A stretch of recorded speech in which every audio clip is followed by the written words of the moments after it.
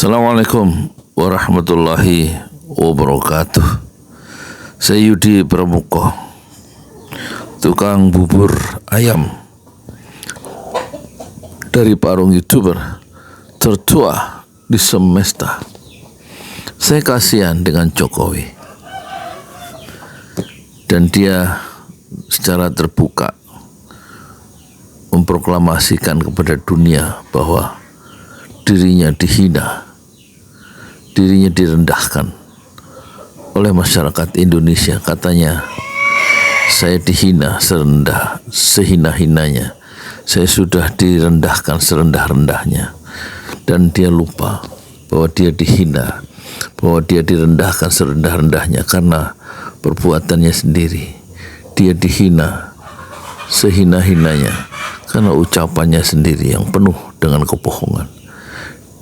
Dia dihajar oleh civil society karena dia membangun dinasti politik, membela anaknya dengan segala cara dan mencampakkan nilai-nilai demokrasi. Dan dia dihina oleh masyarakatnya sendiri di usia dia yang sudah senja dan sudah selesai jadi presiden, yang seharusnya dia menikmati usia senja. Masyarakat masih mencacinya, masyarakat masih menerpa dengan panah-panah kehinaan dan kerendahan. Itu karena perbuatan dan keputusan-keputusan politik yang dilakukan oleh Jokowi sendiri saat dia dengan bongah berkuasa menggunakan dana bansos semau-maunya sampai 500 triliun dan 250 triliun kata Luhut tepat sasaran, dan 250 triliun tidak tepat sasaran. Dia dihina oleh siapa saja yang ingin menghina, dan dia tidak bisa melawan penghinaan itu kecuali melaporkan beberapa orang ke polisi. Tetapi kita tidak bisa menutupi fakta-fakta, dan kita tidak bisa menutupi matahari dengan kedua telapak tangan kita. Itulah yang terjadi. Mungkin kita betul-betul tidak ingin menghina, tetapi fakta menunjukkan satu kenyataan yang menggetirkan bahwa ada ketidakadilan saat seorang itu berkuasa dengan semau-maunya.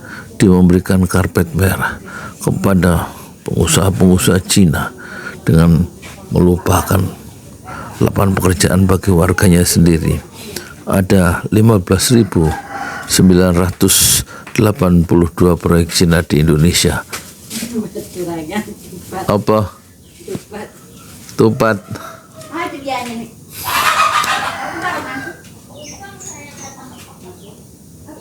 Dan kalau dia merasa dihina, itu sudah sepantasnya dia menerima penghinaan itu dalam sejarah politik Indonesia modern. Karena dia tidak memihak pada rakyatnya sendiri, dia memihak pada oligarki, dan dia memihak atau memihak pada kepentingan keluarganya sendiri dengan mendorong menantunya, mendorong anaknya untuk menguasai posisi-posisi politik yang penting dan mencampakkan seluruh kritik-kritik yang dialamatkan kepada Jokowi sebagai kepala negara, sebagai presiden, sebagai orang yang memiliki kekuasaan yang besar dan anggaran yang besar.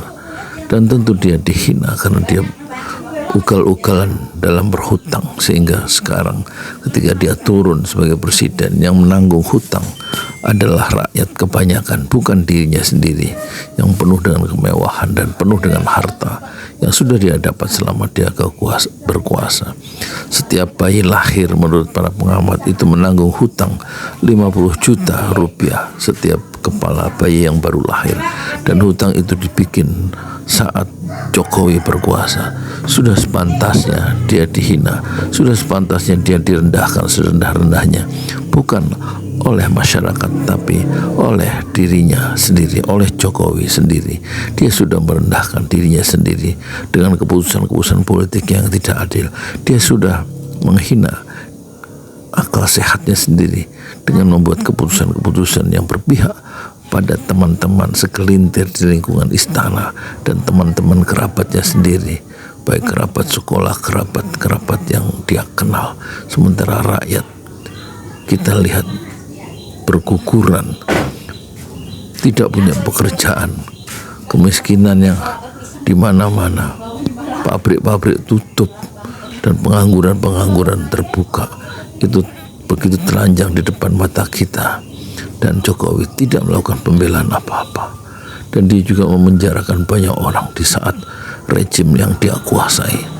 Orang di penjara semaunya, ustadz di penjara, habib di penjara, ulama di penjara, aktivis di penjara. Orang dibunuh di kilometer 50, orang mati banyak tanpa ada empati, tanpa ada simpati dari seorang Presiden Jokowi, baik Kanjuruhan Malang maupun ada 40 yang unlawful killing, atau ada yang 900 petugas KPPS yang dilarang untuk diotopsi, untuk dicari penyebab kematiannya, hanya diberikan satu santunan bagi petugas KPPS yang mati cukup dengan 30 juta dan tidak boleh diotopsi menurut kaki tangan Jokowi, yaitu Tito Karnavian. Jadi kalau orang sekarang di dalam sejarah politik Indonesia modern, orang menghina Jokowi, menghina dan merendahkan Jokowi serendah-rendahnya, menghina sehina-hinanya, itu bukan karena kesalahan masyarakat, karena kesalahan Jokowi sendiri, karena kesalahan politiknya sendiri, karena kesalahan kebijakan politiknya yang tidak tepat, dan tidak membela rakyat banyak, dan tidak membela keadilan, dan tidak membela kejujuran, dan tidak membela values, kecuali bersikap bercorak sangat pragmatis dan oportunistik, dan mementingkan sekelompok orang-orang dan pengusaha-pengusaha di lingkungan Jokowi, di lingkungan kekuasaan itu sendiri. Saya Yudi Pramuko, tukang bubur ayam dari Parung YouTuber, tertua di semesta fasbir sobron jamilah, bersabarlah dengan kesabaran yang indah. Assalamualaikum warahmatullahi wabarakatuh. Di jalan Allah. Ini Masjid Enam Syuhada lagi dikunjungi sama Ketua Hilmi. Modal awalnya berapa Pak Yudi Pramuko? 750.000 rupiah aja. Jadi ini 500 jutaan nih barang. Sekarang udah habis 310. Masya Allah, tuh udah pakai keramik, laponnya tinggal. Granit tuh kayak marmer. Tuh, Masya Allah nih, sampai juga kita ke sini. Masjid Enam Syuhada, ngapa namanya Masjid Enam Syuhada, Ya, Pak Yudi? kita mau mendokumentasikan perjuangan dakwah nama anak muda pengawal Habib Rizik Syihab itu. Masya Allah. Yang dibunuh sama orang jahat di kilometer 50. Kilometer 50 ya. Itu kan simbol memperjuangkan dakwah itu kita harus memberikan segalanya untuk Islam kan ya. Untuk Masya dakwah Islam. Allah. Dan nama anak muda itulah yang sudah memberikan segalanya untuk Islam. Masya Allah. Apa nanti nama pemuda itu ada juga di sini mungkin diterangkan? Mungkin namanya Enam Syuhada. Enam Syuhada itu, ya. 6 Syuhada dipasang di sini, 6 Syuhada. Bipali, apa yang dikomentarin dari ini semua, Bipali? Masya Allah, luar biasa. Dari uang 700.000, kalau pengen ternyata bisa. Bisa. Allah kirim. Tuh, bisa. Ya, dengan masuk satu gang kecil, tapi Bapak ini luar biasa. Kecil tuh. Masya Allah. Ya? Satu call aja. Masya Allah. Perjuangan Pak Yudi Pramuko, YouTuber sejagat paling tua. Tertua di semesta. Tertua di semesta. Masya Allah. Tukang donat. Tukang donat Dari Paru. Ini saya laporkan dari lapangan ini langsung dari Masjid Enam Syuhada. Masya Allah. Dan ini dia. Dalam lihat ah. Tuh lihat tuh masjidnya. Tuh imamnya situ tuh. Malam lagi kita. Masya Allah. Masih kurang nih. Atapnya katanya transfer aja. Masjid Enam Syuhada sebentar lagi selesai. Dinding lubang angin sebagian sudah terpasang, lantai 2 dan kemudian plafon termasuk lantai bukan keramik, granit 150 dus bersama tiang-tiang yang ada 16 setinggi 4,5 meter.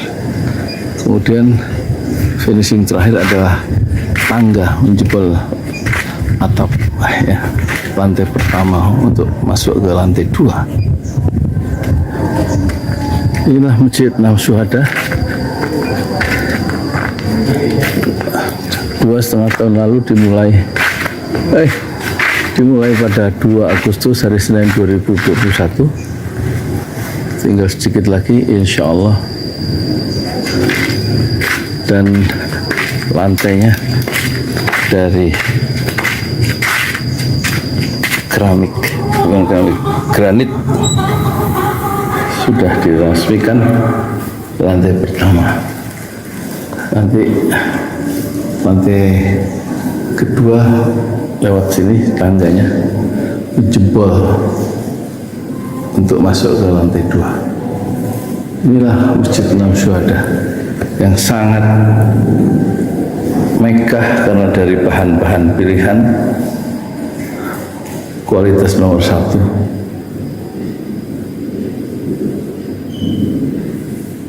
Tinggal sekitar 80 juta lagi finishing lantai atas selesai, insya Allah.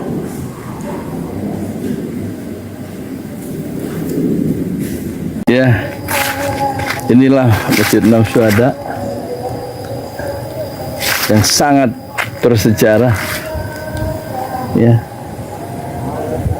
dalam sejarah dakwah Indonesia modern, insya Allah, karena ini dibangun dalam konteks kezaliman rejim penguasa yang sudah membunuh 6 santri dari front Laskar Front Pembela Islam, dan kita abadikan pengorbanan dan perjuangan dakwah mereka, sehingga kita sebut namanya Masjid 6 Syuhada.